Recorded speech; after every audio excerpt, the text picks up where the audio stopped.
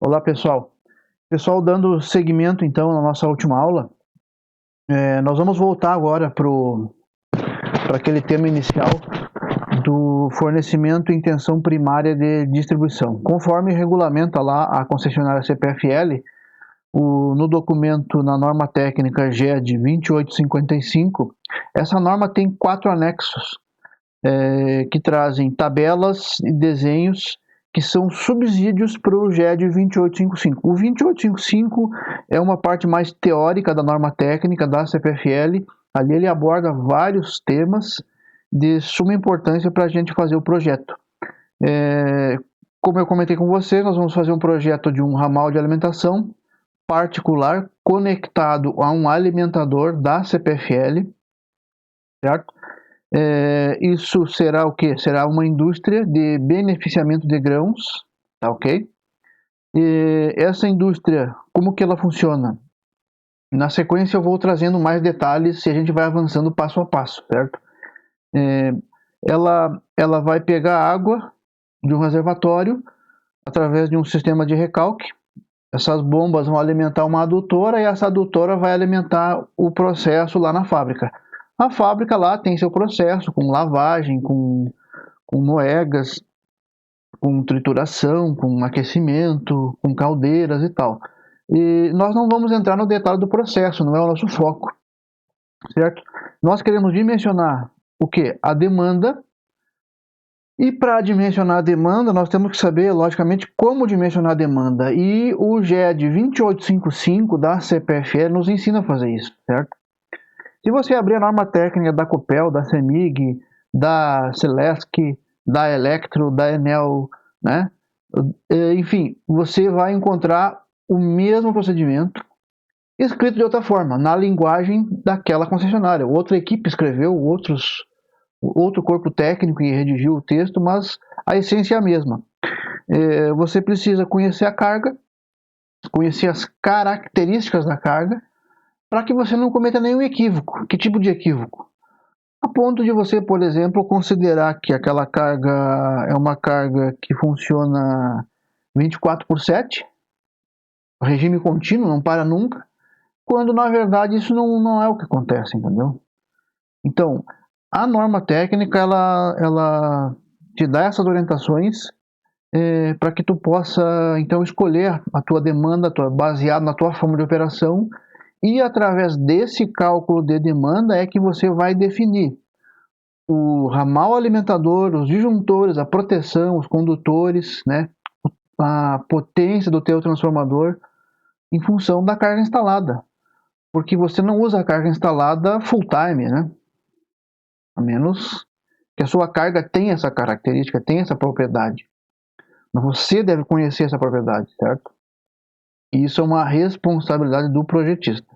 Então, eu trouxe aqui um pequeno unifilar, bem simples, bem simplificado, das cargas instaladas iniciais com as quais nós iremos trabalhar, certo? Então, o que eu trouxe aqui, ó?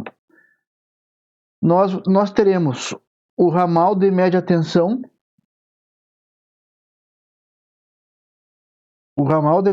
da concessionária. Parei que eu tô sem a mesa. Só um pouquinho que eu tô sem a mesa.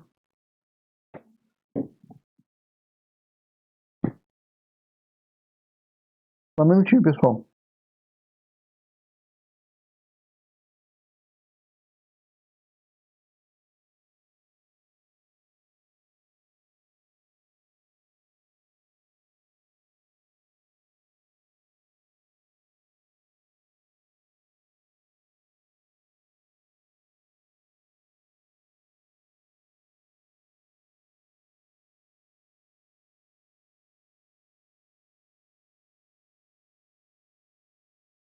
Ok, voltei com a mesa. Tá? Deixa eu voltar aqui. Ok. Então, o que nós temos aqui, ó? Nós temos o ramal, né, a rede primária da concessionária, certo? Eu estou adotando aqui o nome da CPFL, mas isso aqui é qualquer concessionária. Nós estamos aqui na região sul do país, na nossa região aqui, quem nos atende aqui é a CPFL, ok? Poderia usar qualquer outro nome, isso aqui é fictício, tá, gente? Então aqui eu estou com a rede primária da concessionária, média tensão, a classe de tensão dos alimentadores aqui na região, aqui na cidade, é classe 25, são todos classe 25. Né? Na última aula já expliquei o que é classe de tensão. É apenas um valor nominal de tensão, é uma referência, mas essa tensão dificilmente ela vai ser 25 kV, ela é 22, 23, 24 e 1, né? Dependendo do local. Nós temos uma derivação aqui, eu não me preocupei com a simbologia, com as terminologias, se essa derivação, se aqui eu tenho uma chave fusível, que tipo de estrutura, né? É um unifilar, certo? Não é um diagrama construtivo, aqui eu não tenho, você vê, aqui eu não tenho postes, né? Eu nem estou informando aqui qual é o tipo de conexão, certo? Eu apenas quero frisar o seguinte, ó, isso aqui é um ramal de média tensão, na classe 25, a rede particular média tensão. Esse ramal, que nós vamos ainda definir o comprimento desse ramal, né, desse trecho aqui. Este trecho baseado nos condutores que serão exigidos em função da carga e da demanda que nós calcularmos, vai solicitar da gente, né, um número de postes e uma carga de postes que é o que vai suportar os esforços, né, que vão ser produzidos pelos condutores, certo? Como eu comentei, nós vamos adotar uma rede trifásica convencional de condutores nus, né? Então o que nós teremos? Nós teremos poste, cruzeta e mão francesa, no mínimo, certo? É o mínimo. Aqui nós teremos uma pequena derivação alimentando a fábrica,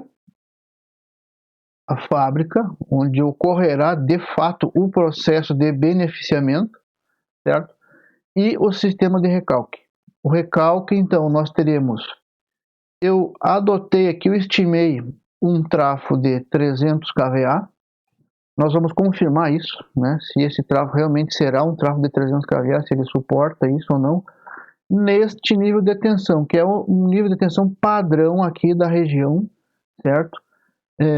Aqui no sul, nessa localidade. Então, o nosso trafo ele vai ter um primário alimentado em 20, nesta classe de tensão, 25 kV, e um secundário fornecendo este nível de tensão na baixa tensão, certo?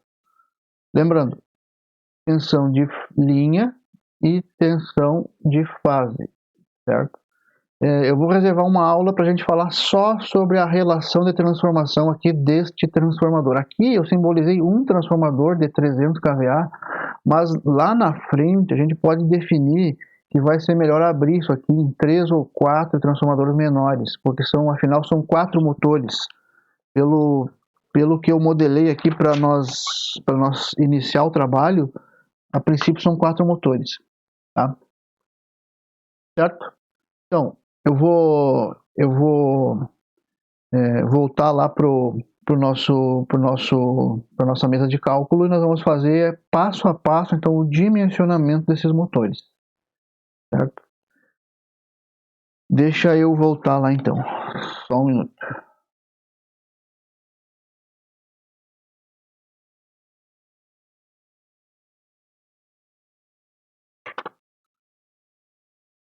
Eu vou arrumar a mesa para nós aqui.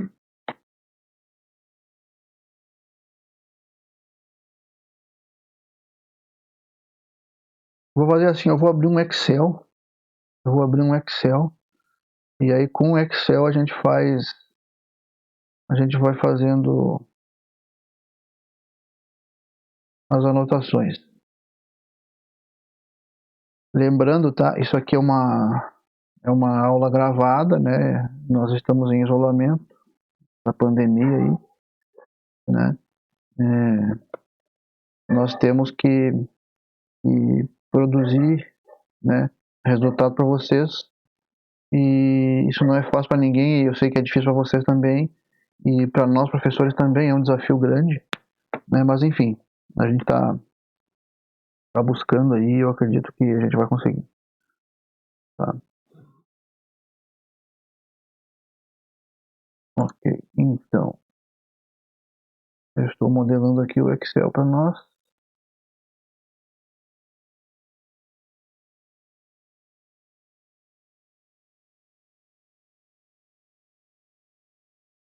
Certo?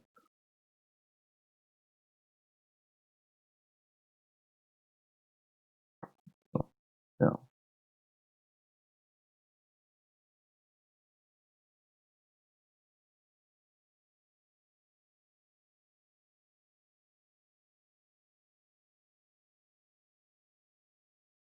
ok.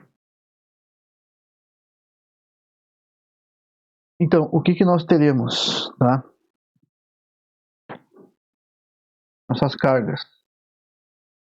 Motores, certo? São 4 motores, tá? 4 motores. Esses motores, a potência desses motores, 75 CV.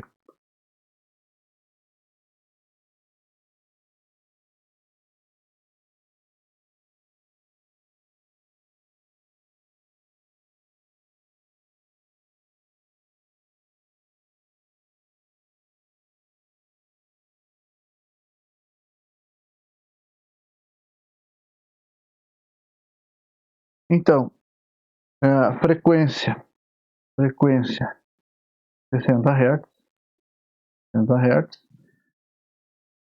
RPM desses motores. Isso aqui é de fábrica, tá, pessoal? Isso aqui é de fábrica. Mas quando você pega um dado de placa do motor, isso acaba sendo importante, porque dali vem o número de polos, né? Dali vem torque, escorregamento, certo? Embora você não consiga manipular muito isso aí vem tabelado, a fábrica fornece isso pronto. O grau de proteção, importantíssimo para nós vamos adotar o 55. O que é o grau de proteção? O grau de proteção é uma tabela, é uma norma que regulamenta o quanto de poeira, de partículas e água podem ou não acessar o interior do equipamento. No caso de motores, o grau de proteção 55, ele admite no máximo, ele não vai aceitar poeira, né? E jatos de água, certo? Ele tolera respingos. Eu poderia respingar água, né? E não iria agredir o equipamento, tá? Também tem uma norma para isso, grau de proteção, né? Tem grau de proteção para tomadas, né, interruptores. Por exemplo, lá na etapa 1 você viu que para projetos, em projeto de baixa tensão residencial ou industrial, comercial, as áreas úmidas, né, aqueles volumes, onde a 5410 trata assim, ó, a distância que está do box, porque é a área inundada. A área onde há o maior risco de você sofrer, por exemplo, uma descarga elétrica, né, é no box. Então a proximidade do box define os volumes. Então lá tem um valor que vai informar para você o máximo que você pode chegar do box com uma tomada, por exemplo, certo? Uma tomada de corrente, certo? Sem falar, é claro, que essa tomada vai ter que estar protegida por um DR, enfim. Mas enfim, lá no box, além da umidade, além da proximidade, lá no banheiro, aliás, além da proximidade com o box, você tem o quê? Você tem vapor, né, banho quente, vaporização. Então aquela umidade, então ali exige o quê? Exige um grau de proteção. Aí tem aquelas siglas, né? IPX, IX, RX. Tem que estudar a norminha para ver direitinho, ok? Só um breve comentário. Então olha só, rendimento. Rendimento. Rendimento do nosso motor aqui, 91%. 91%.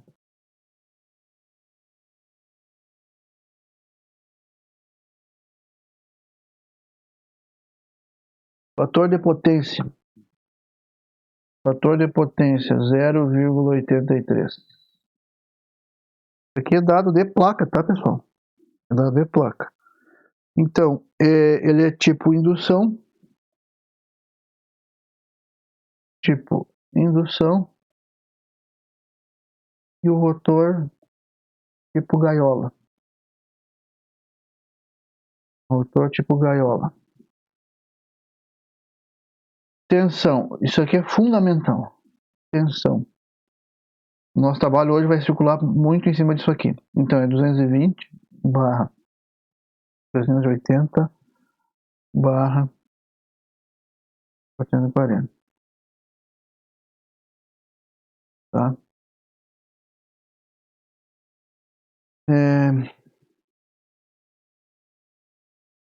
Fechamento, eu vou chamar de fechamento, mas isso não está na placa, só para nós ter uma referência depois. Ele é 12 pontas.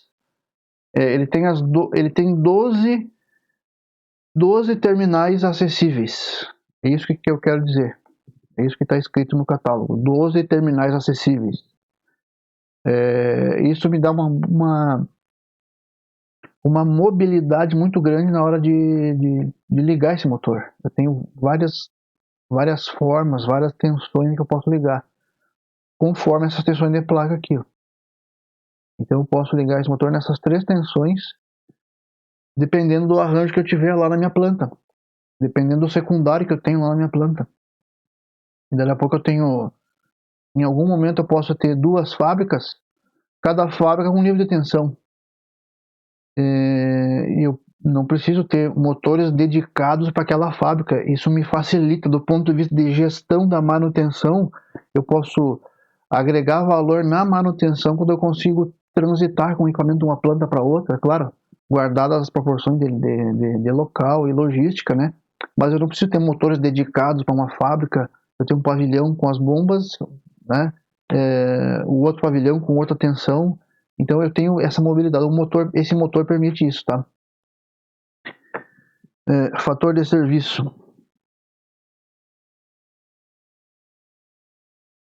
Fator de serviço. Esse cara aqui é 1,25. 1,25. IP barra IN. IP barra IN. 7,5. 7,5. E aqui tem um dado de placa de inominal. Inominal.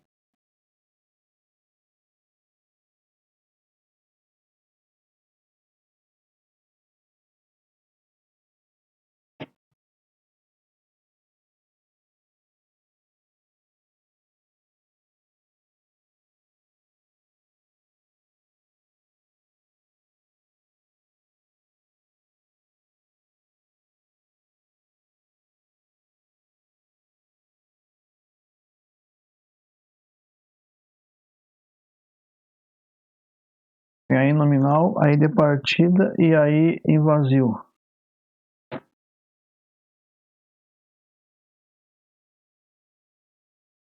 Então aí nominal é 174,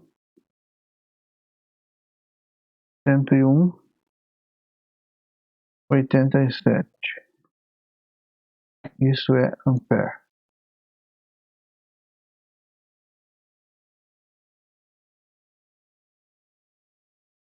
Um 74, 101, 97.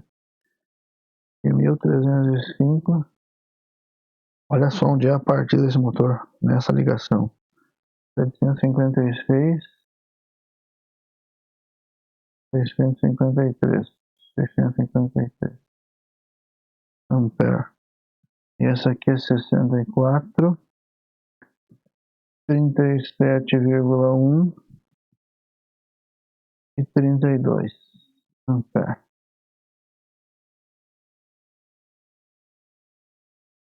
Tá?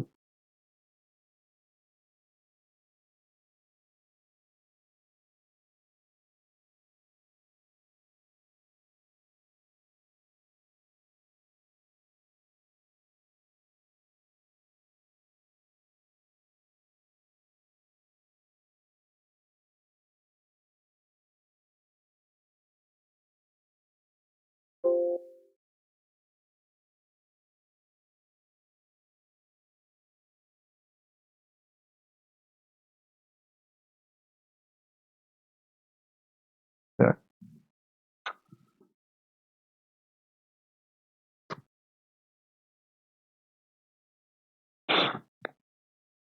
Bom, eu vou lá então para a norma. O que a norma diz? A norma diz assim, ó, determinação da demanda, tá? Determinação da demanda.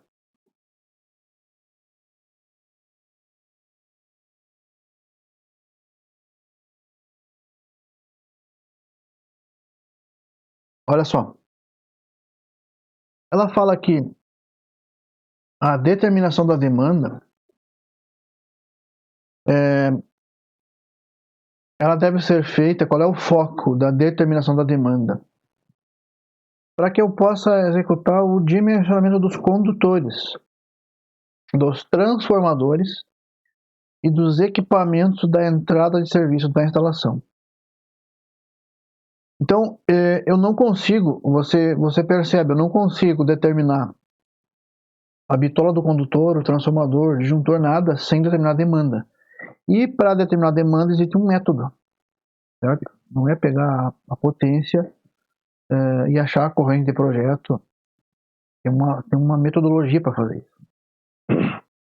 Então, para o cálculo da demanda, tem necessidade de conhecimento prévio da carga, né?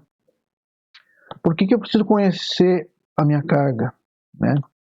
Eu preciso conhecer o regime de funcionamento da minha carga, como que a minha demanda funciona, né? Como que as minhas cargas entram em operação, elas entram todas juntas? Você concorda que há uma diferença entre dimensionar uma residência que contém 10 banheiros com chuveiros e dimensionar um vestiário com 10 chuveiros? Você concorda que nesta residência é muito pouco provável, quase que impossível, de que todos os chuveiros entrem em operação ao mesmo tempo? Ao passo que em um vestiário, isso é certo, é praticamente óbvio que vai acontecer. Então, em um vestiário, você tem uma forma, um método para determinar como que esses chuveiros vão entrar em operação. E quem define isso é um fator chamado fator de demanda.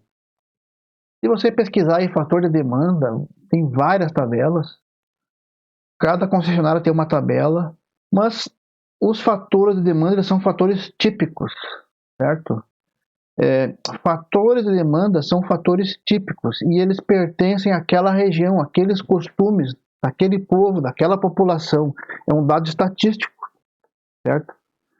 Ele diz o quê? Ele diz que há uma grande probabilidade, mas muito, muito grande probabilidade daquelas cargas serem ou não serem ligadas ao mesmo tempo, conforme o fator de demanda se aproxima de 1. O fator de demanda próximo de 1 ou igual a 1 significa que se eu tenho 10 motores, significa que todos os 10 podem entrar em operação ao mesmo tempo.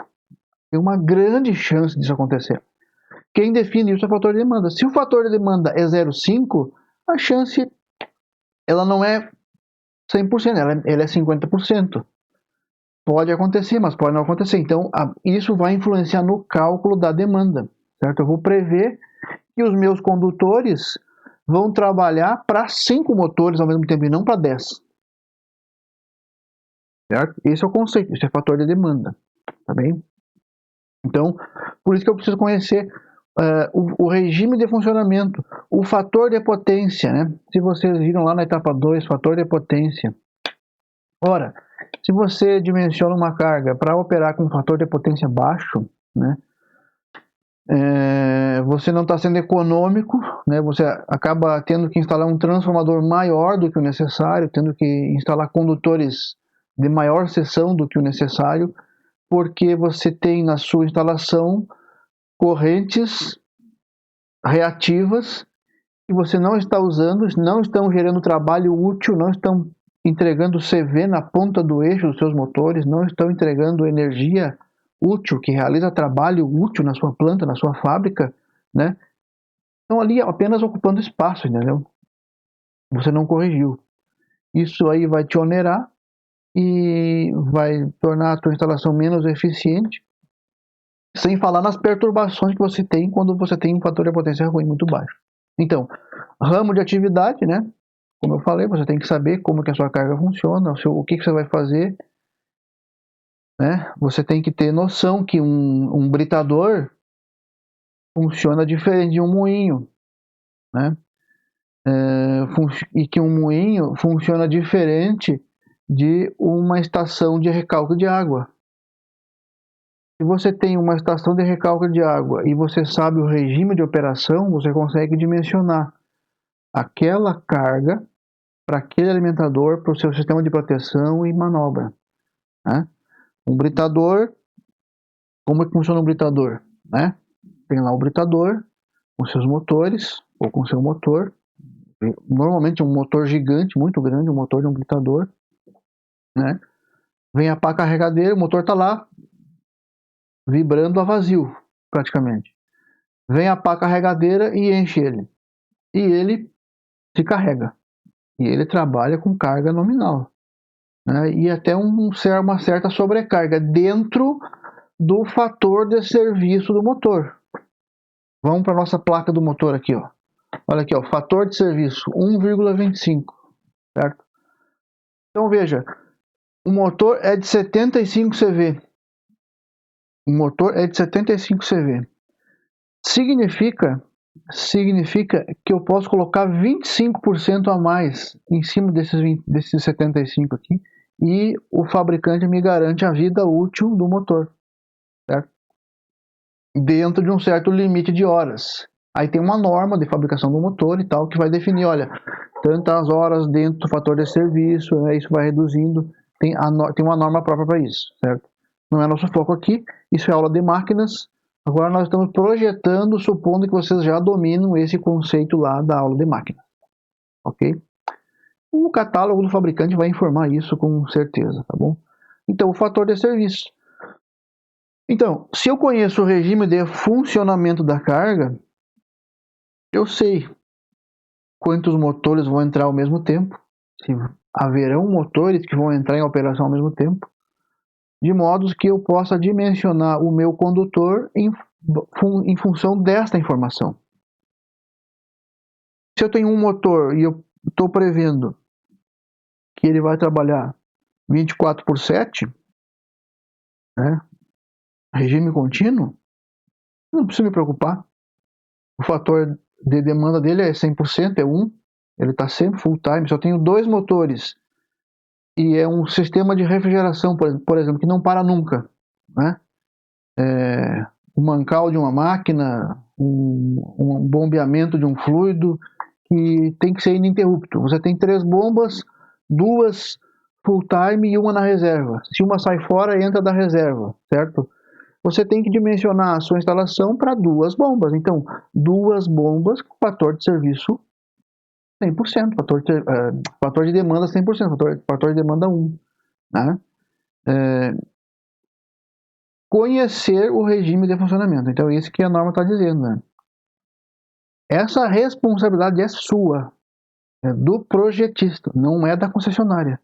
Se você dimensionar errado, o problema é seu, essa responsabilidade é sua. Certo? O cálculo da demanda ele deve ser próprio para cada caso. Ó, de novo, e ele é de inteira responsabilidade do projetista. Então, meu amigo, se você errou o cálculo da demanda, né, você criou um problemão para o seu cliente e para você, principalmente para você. Na ausência, o que diz a norma? Na ausência de informações por parte do consumidor, podem ser utilizados como orientação os coeficientes e o modelo de cálculo adotado nesta norma. Então, se você não conhece o regime de funcionamento, as informações que o cliente lhe deu, por exemplo, você pode adotar o que tem aqui, porque a norma é muito completa. Ela você vai ver depois as tabelas, né? Essas tabelas vão levar para você o fator de demanda de cada tipo de carga, entendeu?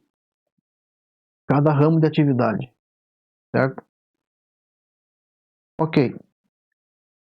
Deixa eu controlar o tempo, 30 minutos. Eu vou abrir em mais um vídeo, tá? Eu vou abrir em mais um vídeo para não ficar muito longo e para que vocês também tenham aí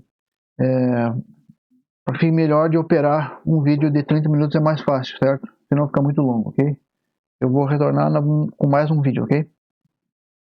Então, vou finalizar e já voltamos.